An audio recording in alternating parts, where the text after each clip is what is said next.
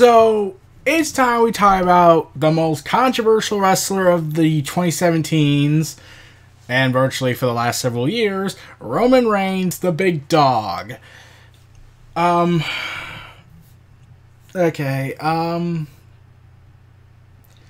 there was something that happened at the end of 2017 that got me kind of depressed when I really thought about it, but I'll get to that at the end.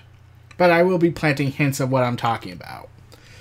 So heading into 2017, Reigns was in the middle of a feud with Kevin Owens for the Universal Championship, despite the fact he was still United States Championship and was treating it as a prop more than an actual title of prestige. Ultimately WWE was like, oh god, man, we screwed up big time. He's not even, we kind of forgot he was US champion. Okay, so on January 9th, Reigns would lose the US championship after being brutalized by both Owens and Jericho in a handicap match, and Jericho would finally get the title that he has never gotten in his many years as a wrestler. Remember that one part. So this would ultimately lead to a no DQ match with Owens at the Royal Rumble, with Jericho being suspended above the ring in a shark cage, which led to an awesome line where Jericho says, "You want to put me in the cage of Jericho and lock me in, man!" Which was freaking hilarious. However, while that match was awesome, Strowman would get involved and cost Reigns the match. Now, you would think, though, that that's the end. That's the end of the night for him. Nope. Turns out, it's revealed that Roman Reigns entered at number 30 in the Royal Rumble match. Managed to eliminate Bray Wyatt at being his last guy, Chris Jericho, and his first elimination was the goddamn Undertaker. Because they want to build up to Undertaker versus Reigns. But that actually was not the entire reason why they put him in that match. No. It wasn't just to set up the Undertaker feud. They could have found other ways, like, cross him over to the dark side, and his frustration decides to take out what the fans truly love in a guy, and that's the Undertaker. No. That would horribly scar people if they did that. We gotta keep Roman Reigns a face. Even though we would try and do an attempted murder angle on Strowman months later, but I'll get to that. So, yeah, Reigns entering at number 30. It wasn't specifically just for that. No. The other reason why they did that is because of the person who won. WWE knew that just like the last several pay-per-view Royal Rumbles, it's always been kind of failing since, like, 2013. Wait, I think 2012? I don't remember what happened in 2012. I keep wanting to say something about that, but I kind of forgot. But, yeah, but for the last several Royal Rumbles, really think about who won all those Royal Rumbles. Let's see. We got John Cena in 2013, Batista in 2014, Roman Reigns in the most predictable and yet not even trying to make it look like something different could happen in 2015, and in 2016 went to Triple H. With the exception of Reigns, all those other guys I mentioned were like in their end game of their careers. Like, there were, quote, reasons. John Cena needs to fight The Rock again to restore his honor, even though no one gave a shit about him anymore. Batista had come back, and they wanted to make his debut impactful again, and they wanted him to fight Randy Orton in the main event. And then they would go around and try to say months later after WrestleMania that this was all part of the plan. Daniel Bryan and all that stuff that we didn't want to do, that everyone kept saying we didn't want to do. No, that's a huge lie. That was all part of the plan. No, it wasn't. So, moving on from that.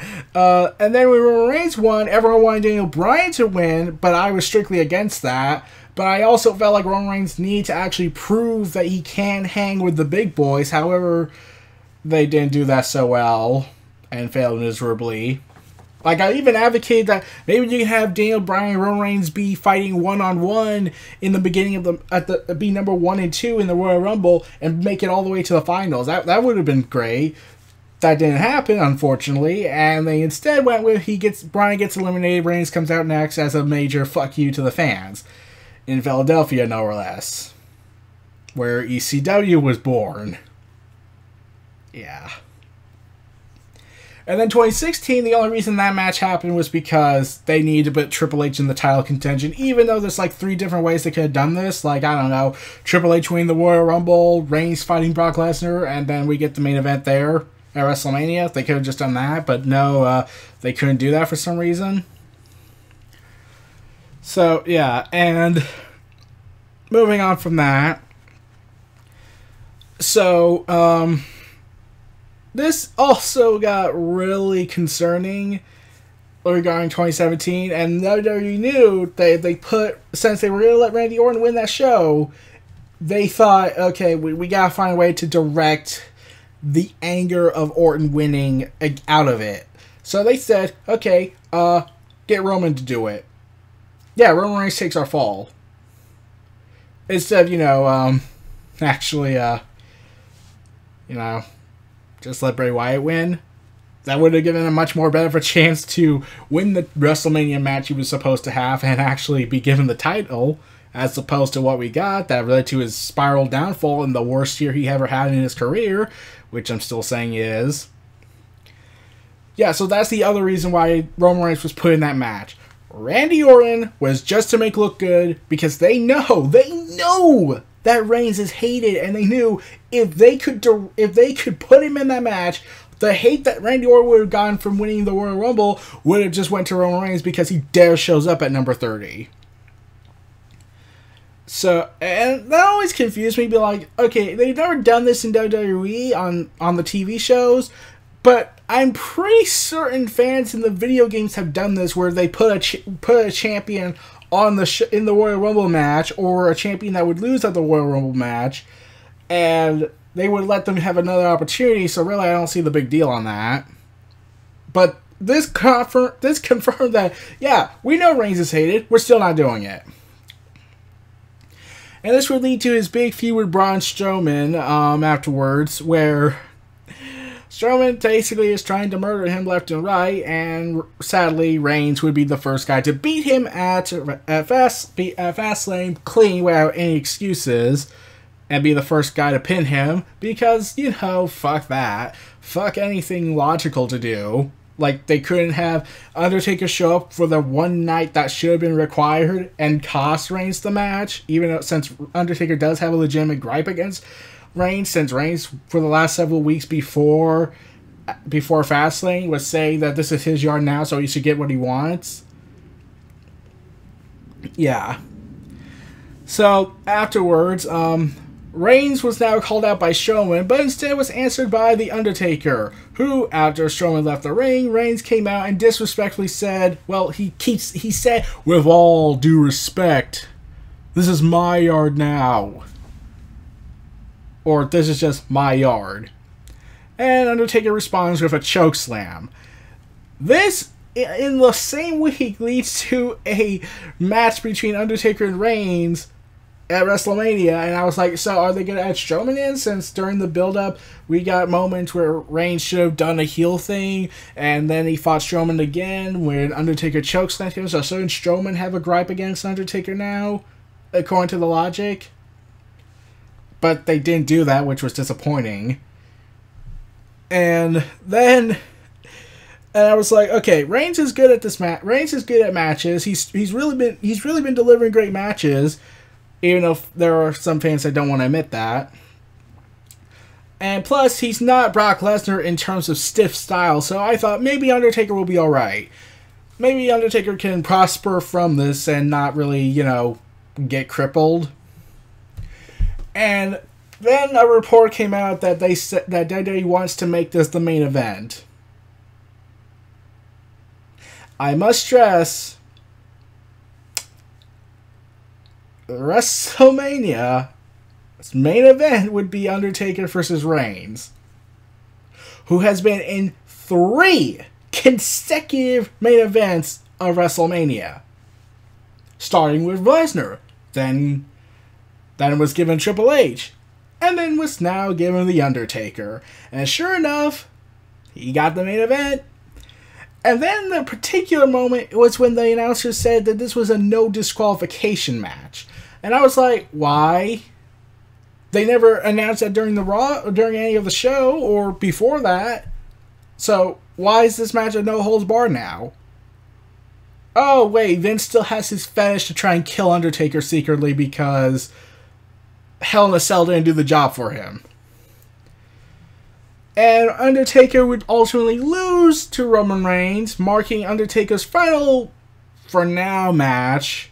Yeah, like, okay, remember that emotional goodbye Undertaker did? And we were all in tears from that, and no one likes to talk about it, because if they did, they'll just be filled with anger that, damn you, my father time!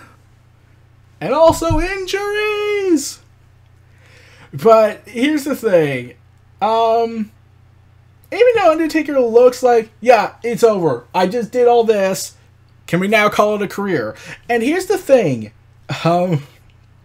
after Undertaker had left and just left his wardrobe in the ring all neatly folded, it was still there when the crew were dismantling the arena, like, out of this grave respect. Like, they couldn't do it. They couldn't, like, who wants to be known as the guy who had to pick up Undertaker's clothing when the fans all in this grieving process, knowing that they just lost, they just no longer will be seeing their favorite guy ever again.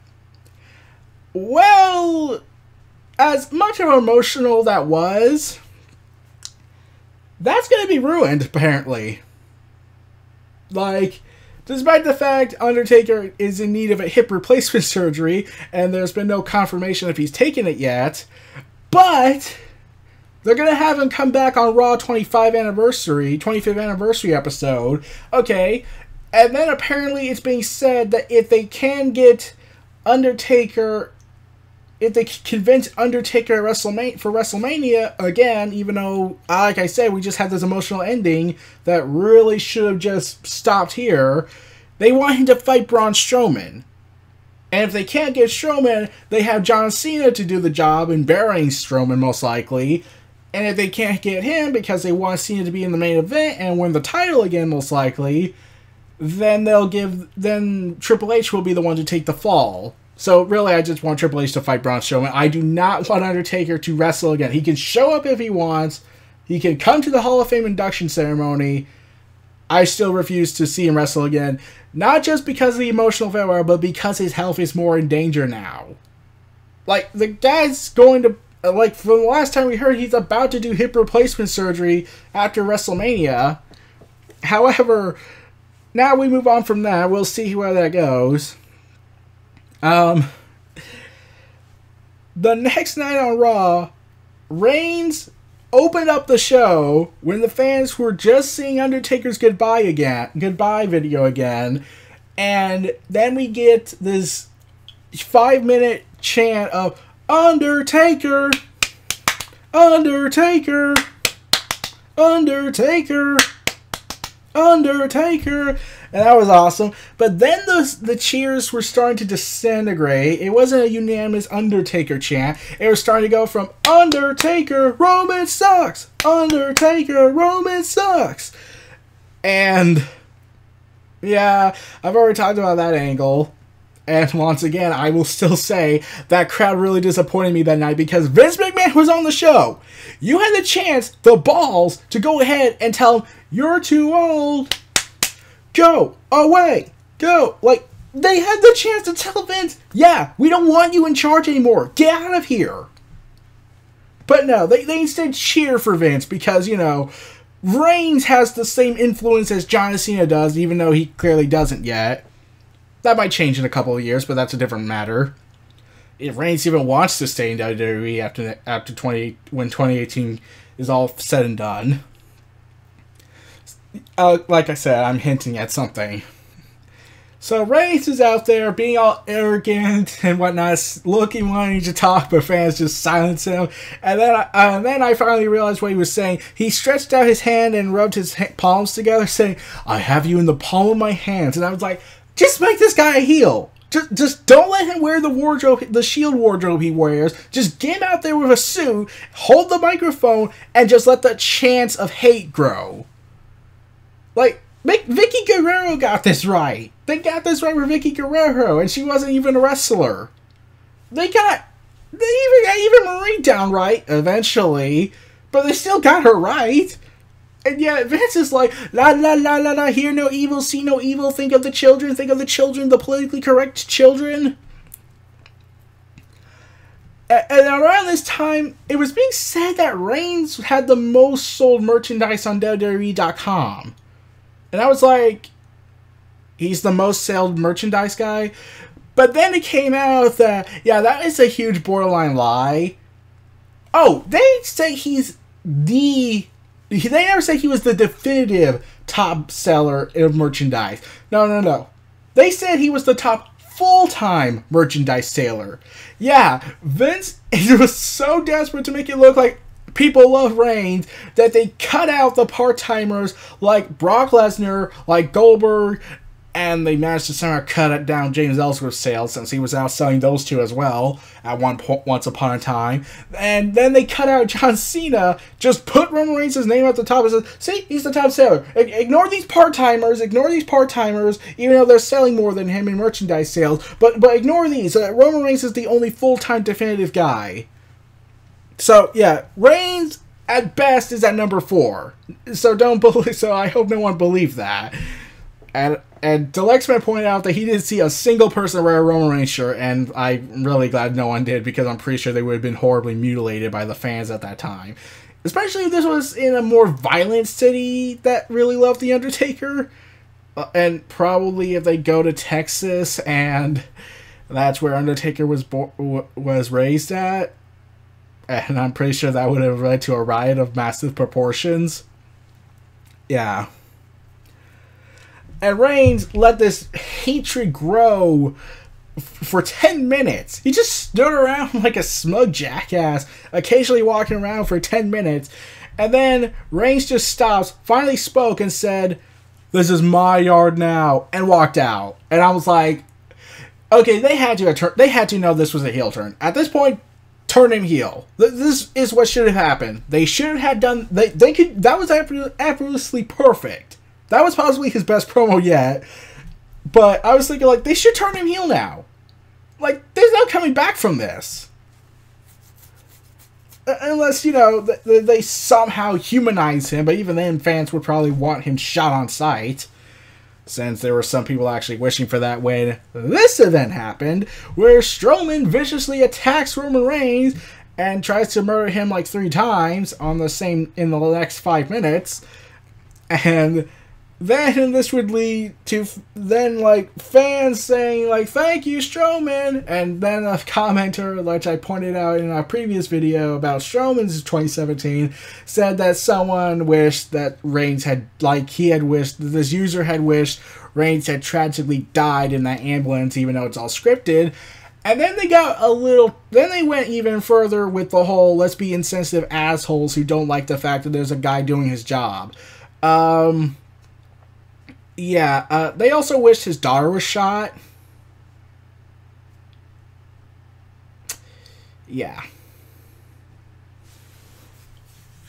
I have no words for that. I was just disgusted when I read that comment. And it also sort of made me say, well, there goes my checklist of how many ways can humanity ruin my faith in them once again. Oh wait, that's been pushed down to the ground. We're basically trying to find a way to go past hell, because that's how far it's gone. I'm pretty sure there should be another version of hell underneath real hell if I was being religious. So because of this, Reigns misses a couple of weeks and returns to fight Strowman at Payback.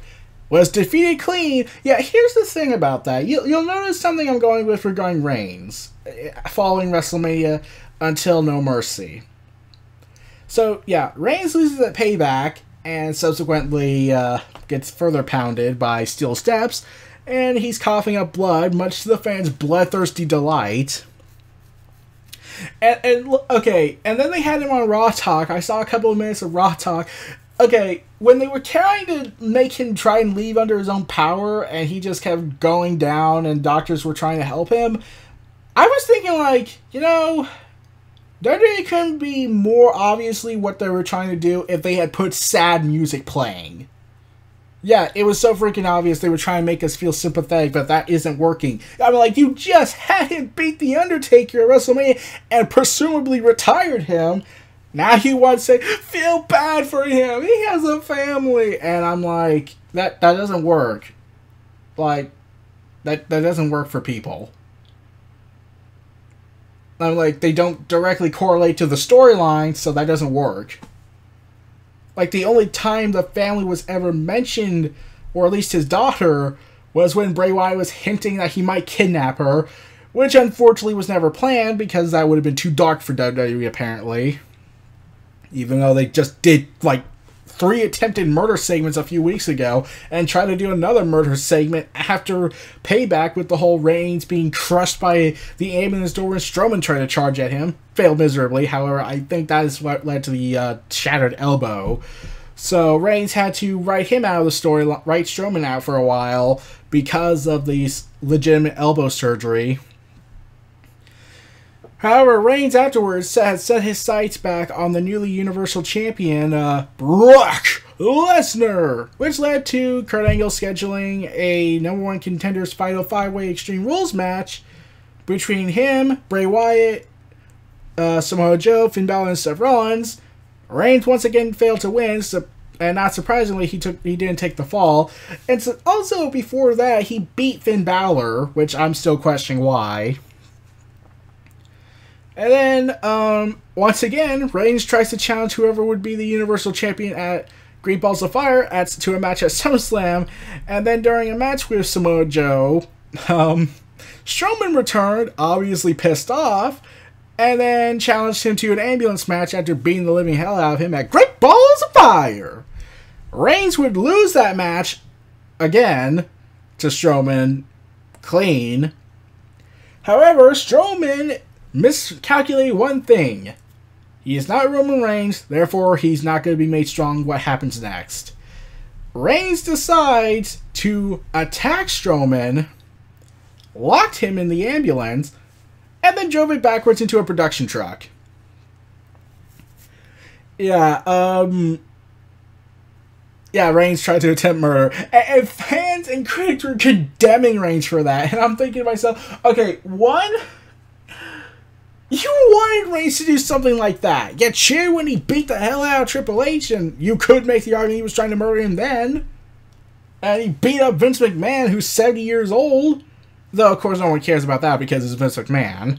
So, yeah, and Reigns brings up this one key moment that, oh, well, you guys did in the Attitude Era and in the Ruthless Aggression Era, so I'm perfectly justified in what I did.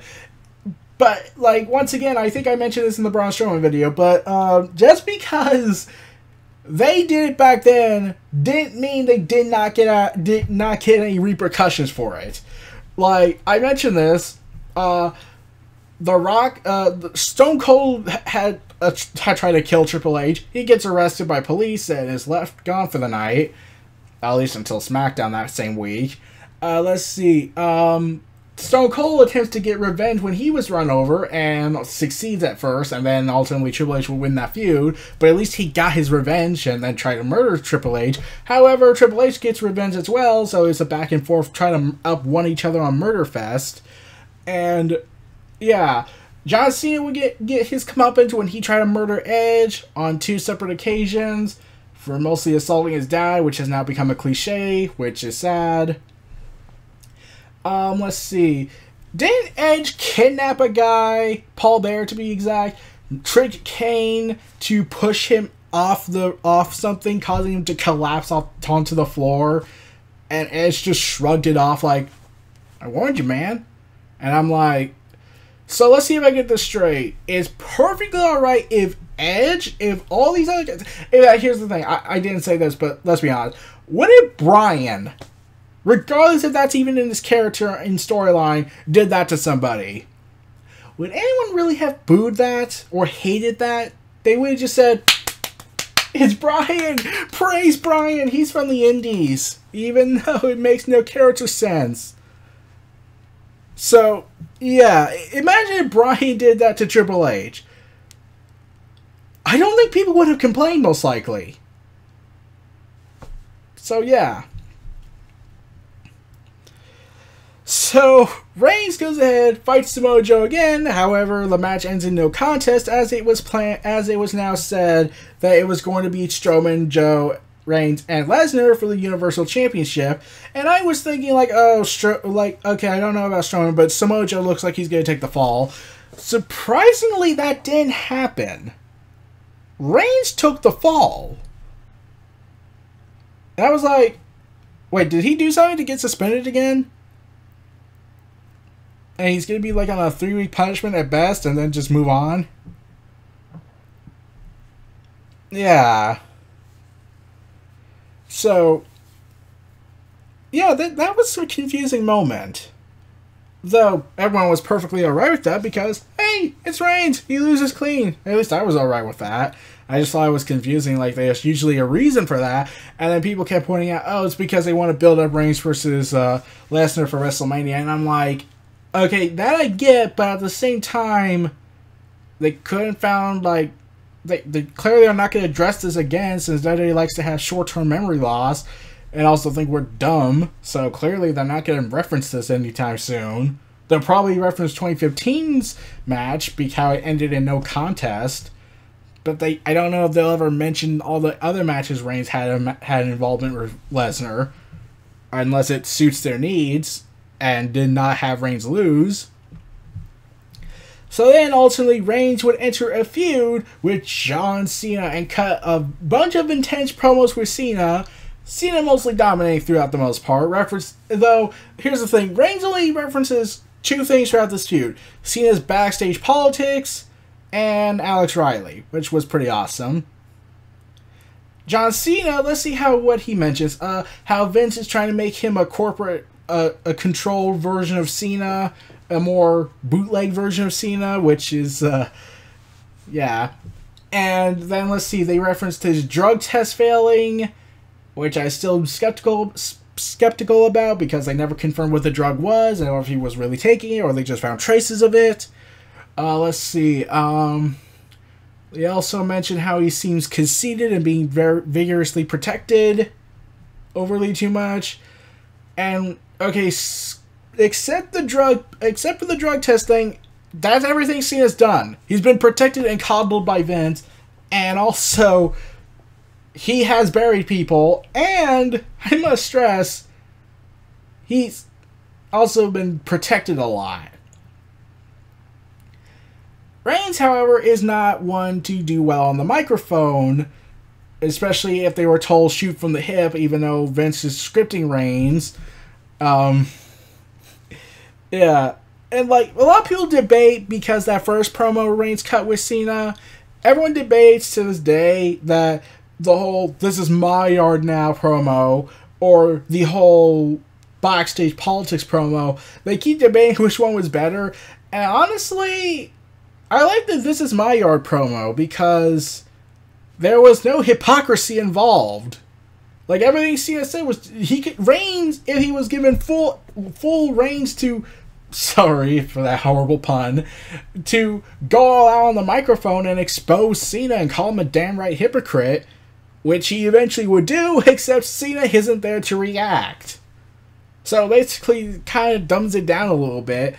But yeah, Cena was, but on the final Raw, before No Mercy, Reigns did expose Cena regarding his hypocrisy towards attacking The Rock for his moving to Hollywood, and I was wondering why The Miz didn't do that, but because Miz isn't protected as Reigns, therefore that doesn't matter. And like, yeah, like here's the thing. Honestly, here's the thing I'm going to say, and what I'm pretty sure a lot of talent was thinking at the time. We don't care that Cena's going to Hollywood. I don't care that Cena went to Hollywood. If he goes to Hollywood, that's fine. That's his choice. But my problem with it is that he went out for 3 years, between 2011 all the way up to 2013, condemned The Rock for going to Hollywood and leaving WWE. Oh, look what Cena's doing. He's leaving. Oh, look, he's going to Hollywood, doing all these TV deals, and now is in a part-time status like The Rock was. It's only a matter of time till he leaves. Maybe after he does his big public marriage at WrestleMania, since that has been speculated for a while now. with Nikki Bella, that I seriously hope not, because one,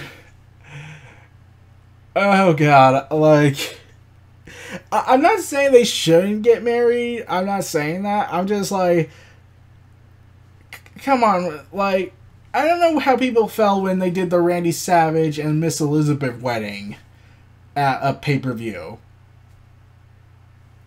And nothing happened in that whole ceremony. Yeah. And fans nowadays, like, except for hardcore fans, casuals don't remember that much, because the casual fans are not as, let's go deep into the past. If they were, they would be less and less people watching in protest. But yeah, I was like, if they did that and no drama was happening, fans would be confused, like, wait, but every wedding ceremony for the last, like, 10 years, there's always been a huge drama fest going on. And that's only, like, at best 15 weddings in the last 10 years. I believe Edge and Lita did a sex celebration, which got 4 million views. Yeah. And Cena broke it up, much to all the men's watching hatred. And some of the women. Yeah, I bet. So, Reigns finally defeats Cena clean at No Mercy, and the match was a little disappointing, mostly because it felt like they weren't trying to build it up to be epic in the match. It was more like, okay, just get this whole thing out of the way. Like, do all the big spots and whatnot, and Reigns almost broke his neck, though I'm pretty sure some fans would have been happy if he did. And Cena, he was being too comedian-like. Like, the moment the match began, fans were booing the hell out of both of them and telling Cena to get out of here. And Cena once again just says, I'm a man of the people, I'll take my leave, in a match. And I'm like, really? Heck, even Reigns was immensely confused, like, what the hell just happened?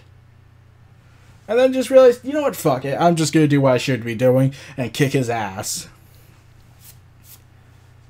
Yeah, like, I don't know if Reigns was legitimately confused or Cena was trying to basically do what Shawn Michaels did to Hulk Hogan when Hulk Hogan didn't want to put Shawn Michaels over or even do a face versus face match.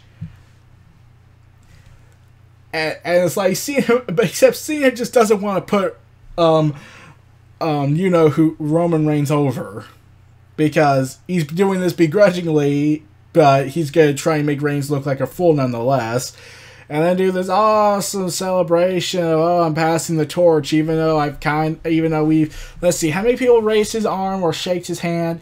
Let's see, in like the last 2 years at best, Daniel Bryan, The Rock, The Undertaker, and now John Cena. 4 people within 2 years. Yeah. After Reigns had beaten John Cena at No Mercy, the next night on Raw, Reigns had described it as the biggest win in his career, and I'm like, oh wow, the amount of people that was pissed off by that comment. Not because it's big, it's very significant that Reigns defeated Cena. No. That's not what the problem was. It is a significant moment, but yeah, this kind of makes Vince think that Cena is bigger than The Undertaker. Like, Cena can't go out and say, I retired The Undertaker. No, Reigns can go out and say that. Heck, Cena took shots at The Undertaker how many times now? Like, he condemned Undertaker for being a part-timer, even though there's a legitimate reason why he has to be in a somewhat active role, not as full-time because of lingering injuries. So they let him have a year off to recover. But no, we gotta ignore that logic. And then Cena takes another shot saying, I'm not a veteran who's at the end of his career with a bad hip. And I'm like, okay, we as fans can say that we shouldn't see Undertaker wrestle because of his hip. But when the talent does it, it just comes across as kind of disrespectful because fans do it because they care about The Undertaker's health, Mark Calloway. But when Cena did it, it was like, oh yeah, that doesn't mean a thing. You being The Undertaker, that's not a big deal. I am a big deal. And that just makes him look arrogantly stupid and not this heroic man that children are believed to think he is. The day comes when the children grow up and realize that Cena was just like Hogan, and then we'll see how many people will freak out. So this would lead to a feud with The Miz, and sure enough, this would also result in the reformation of The Shield, with Reigns surprisingly being the last member to consider doing so, since Ambrose and Rollins at this time had already reformed it. Yeah, I'm a little surprised by that. And then Reigns was eventually due to fight with Rollins and Ambrose leading up to that show at TLC against the combined efforts of The Miz, Cesaro and Sheamus of the Bar, Braun Strowman, and the Demon Kane. And whereas Miz and the Bar can just do the 3-on-3 match, Strowman and Kane have legitimate gripes. Like, Strowman and Reigns have been fighting each other and trying to kill each other for the last year now. And Kane, even though it was never said, and because Reigns got sick, unfortunately, they could not do it. But yeah, Kane, baby brother of The Undertaker, yeah, it's kind of obvious why Kane's after Reigns. And like I said, Reigns would get sick over an unconfirmed illness. Like I said with Bray Wyatt, it was either to be meningitis or the mumps. However, Reigns would return like two weeks later, and yeah, Stephanie McMahon says, "Where have you been?" And I'm like, you knew where he's been. Last week you acknowledged that there was an illness plaguing the roster. Stephanie, I would expect this from your dad. I would expect this from the talent being forced to be stupid. But come on, Steph. You're playing the dumb card now. So, yeah. And at Survivor Series, they would ultimately lead to the match with The Shield and The New Day, which was awesome. And the following night on Raw, Miz and the Reigns would fight once more for the Intercontinental Championship, and winning the Intercontinental Championship.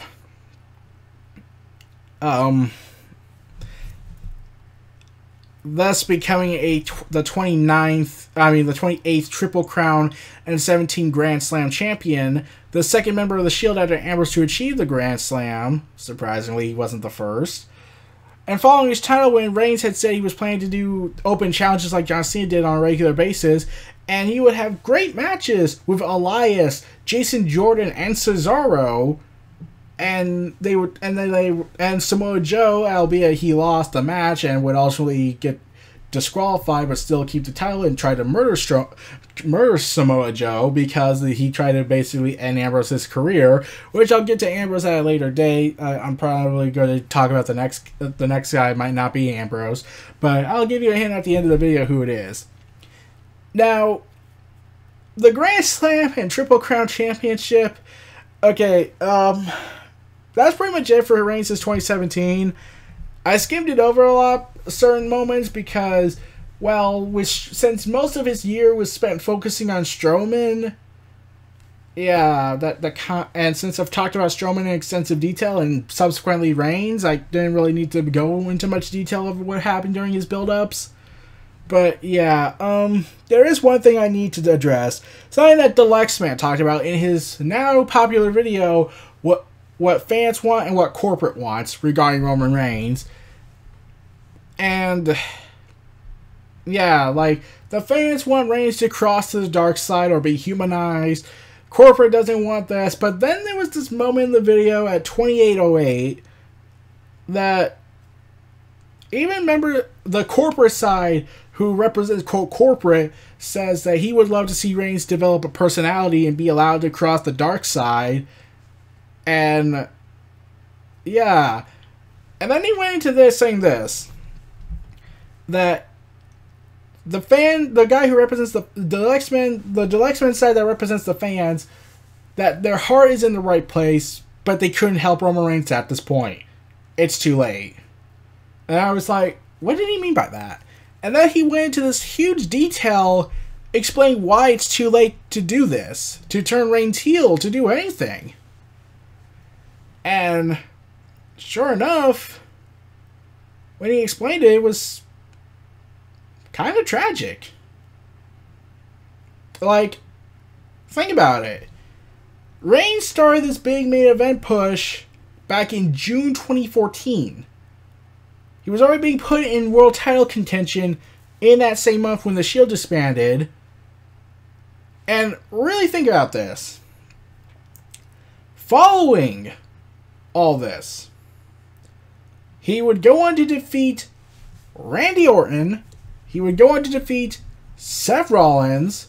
He would go on to defeat The Big Show. He would go on to defeat Daniel Bryan. He would go on to defeat Triple H. He would go on to defeat virtually John Cena, Undertaker, Dean Ambrose, Seth Rollins again, AJ Styles, Bray Wyatt, and yeah, all these guys he's faced, they were all either top guys already or the established guys or rising stars. And he's also beating Chris Jericho and Kevin Owens and then Rusev. So that led to a huge problem. And the more I thought about it, the more I actually got depressed. Reigns beat everybody. He's beaten every top guy and every rising top guy on the main roster. And the only guy he has not beaten, and has been said to be booked to beat him at WrestleMania 34, is Brock Lesnar for the Universal Championship. Okay. That leads to one major problem. What's left?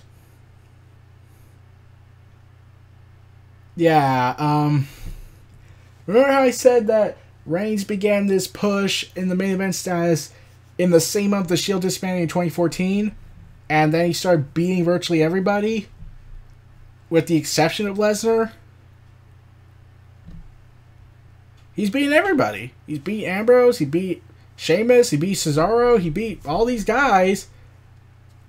And now, who's left? Nobody. Like, yeah, there's all these talented guys in NXT, but let's be honest, they're not going to get over in Vince's world. Vince hates them.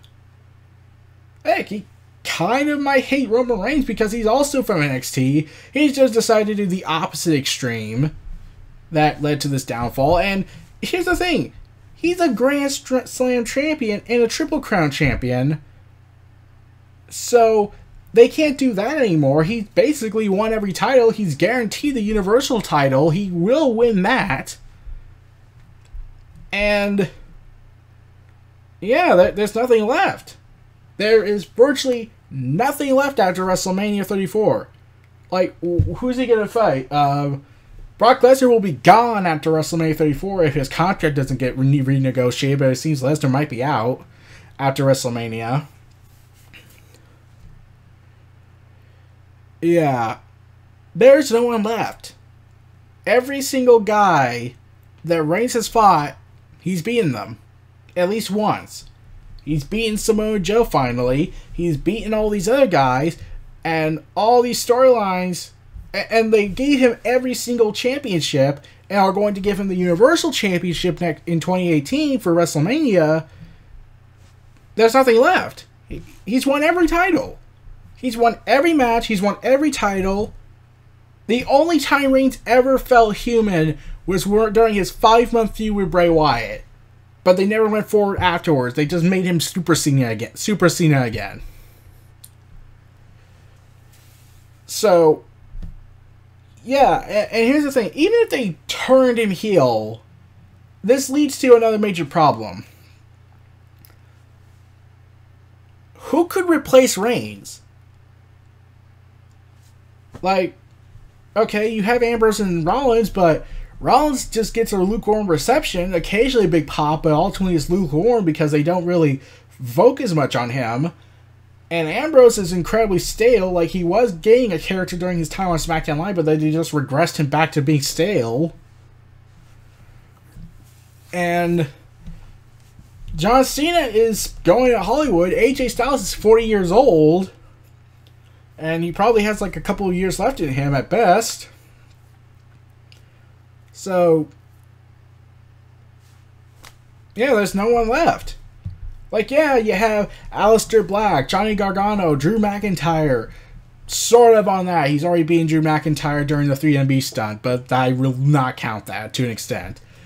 And he's beaten everybody. He's beaten Kane. He even got a chance to beat The Undertaker. Like, the only, quote, guy they have left to beat him is Kurt Angle, but I'm pretty sure they'll already done that soon. There's no one left. They gave him everything.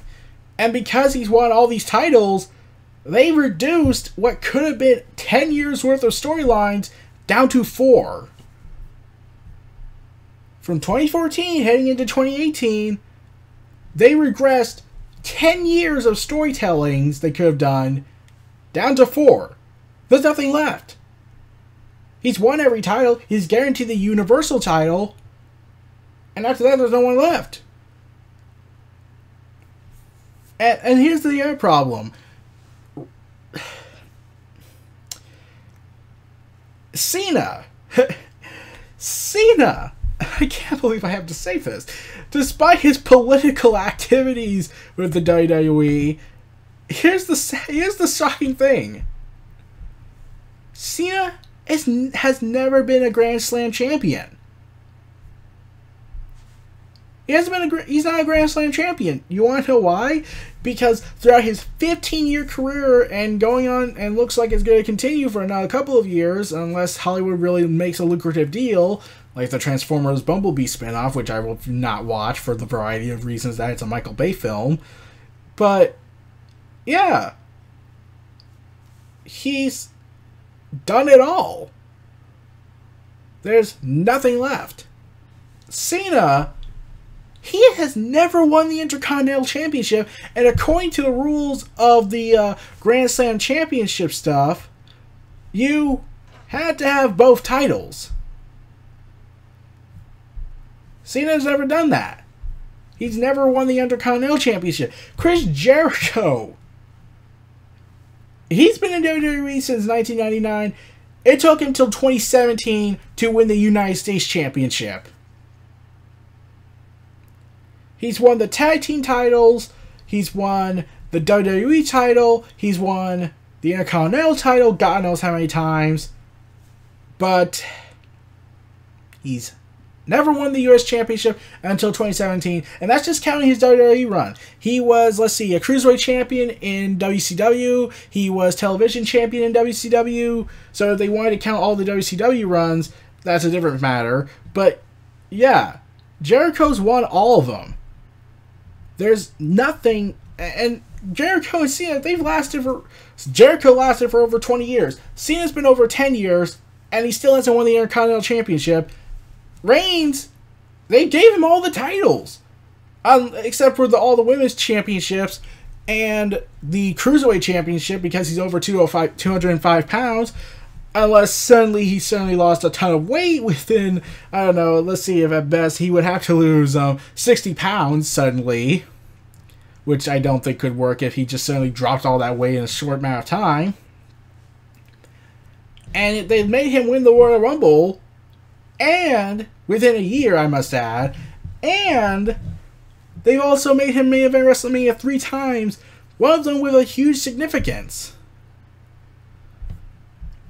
There's nothing left. There's virtually nothing left for him to go after WrestleMania 34. Once he beats the Universal Championship, Brock Lesnar, he's done. There's nothing left in WWE for him to accomplish. It's going to end up like what happened with Taz. He said this in the documentary on ECW Rise and Fall, that he said that he was main eventing pay-per-view after pay-per-view after pay-per-view after pay-per-view in ECW as the ECW World Champion, but he's beaten every single guy that he became complacent. He didn't feel it anymore. He just lost the passion to be in ECW because he's beaten all these guys, being the world champion, because Paul Heyman loved him. All the fans loved him. Granted, there was still a television network deal they were promoting, and they were hoping to have him, but he wanted out because there's nothing left. They gave him everything. They fed every single wrestler. And there wouldn't be such a major problem if they didn't over-rely on all these established part-timers and John Cena's. Like, think about it. Imagine if Cena had given in and let the Nexus win. They would have been 9 upper mid-card to main event. Like, there would have been several big upper mid-card guys and 2 main eventers in Justin Gabriel and Wade Barrett. They would have gotten, that would have given Reigns a couple more years to work with guys. And if Vince wasn't so discriminatory towards NXT talent, thanks to Kevin Dunn's manipulation, we would have a ton of guys for Reigns to fight in the main event spot. But because Reigns is ordered to be the new John Cena, even though he doesn't have the influence yet, to bury all these guys when their pushes are rising, Vince will immediately clamp it down and stop it. So there's no one left. Like, and the guys who tried to rebuild themselves, like Wade Barrett into Bad News Barrett after several failed gimmicks, they even stopped that, and Reigns haven't had a full-on singles match with him. Because he got over with the Bad News gimmick. And Vince didn't like that. So, and they couldn't think, and even if they had a very popular guy, because he's not muscular, because he's not Reigns, because he's not a kiss-ass, and because he supports Triple H more than Vince, Vince will never want him to be that guy to be the top, to be a replacement for Reigns if he did cross to the dark side. There's no one left. I feared this day would come, actually. I feared this day would actually come, honestly. I felt like I was in denial over all this. But, yeah, because of this whole reliance on Cena giving him power and whatnot, this whole keep the part-timers in power, keep the Attitude Era relics in power, keep all these top guys and part-timers to keep winning match after match after match after match, even though it was time for them to hang up their boots or go somewhere else. No, they just fed all the younger guys over to Cena, over to all these other established veterans. And I'm thinking, like, they had their moment. Let them just pass the torch to them. But no, Vince is adamantly against such an idea. So now, any guy that they did have in 2017 have all been beaten. Anyone that could be a legitimate threat to Reigns, they've already been beaten. Samoa Joe's gotten beaten. Braun Strowman's been beaten. Miz has been beaten. There's no one left. That's the real tragedy here. There's nothing left for Reigns to do after he beats Lesnar. There's no one left. Like, there is theoretically one thing he could probably do, but it would have to depend on his choice. He could leave WWE and go somewhere else. Because then, at least in those places, they could at least humanize Reigns, and they could let him have matches with Cody, with Kenny Omega. Yes, I know I'm stretching it for fans who don't believe Reigns and Kenny Omega could hang. They could give all these other younger guys. Reigns could travel the world, fight all these guys, win championships, because at least he'll be able to add more accomplishments. But in WWE, there's nothing left. They gave him everything. They sacrificed what could have been 10 to 15 years of storytelling in 4 years. Because Vince wanted to shove so much Reigns up everyone's faces that he subsequently succeeded in sabotaging him. So Vince gets what he wants. He killed everything Triple H worked his damnedest to create. There's nothing left for Reigns to do in WWE after WrestleMania. There's nothing. Like, yeah, you could probably get The Rock and do a WrestleMania match with him on that, but Hollywood doesn't want him to return to the ring because they fear if he gets injured again, they have to pay more insurance money. So, yeah, there's nothing left. After WrestleMania 34, it's done. There's no investment in Reigns' character now, or what little character he had. So, yeah, there's nothing. That's the depression matter of the situation. That left me depressed for a little bit, knowing that there's this guy I like, They refuse to humanize him. They refuse to make him go heel. And now they put it in such a way now that even if they did do all those stuff with Reigns, it wouldn't work because he's beaten everybody at least once. He's won every title. Like, what's left? Main event WrestleMania again after Lesnar? Win another Rumble? Yeah. There's virtually nothing left.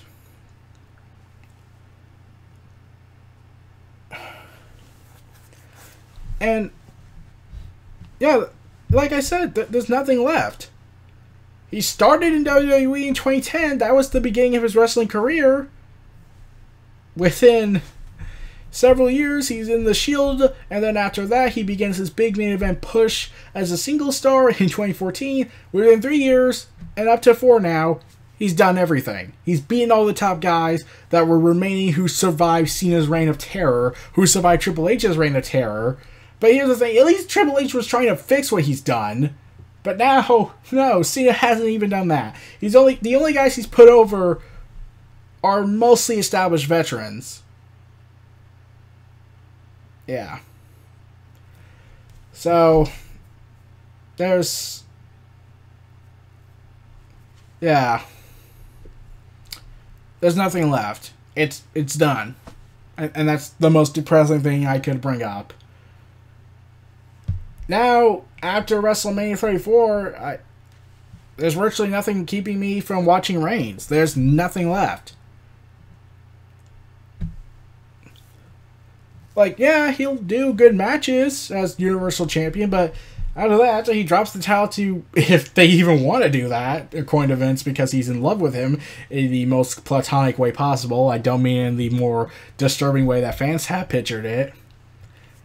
There's nothing left for him to accomplish. Just after this, he could just leave.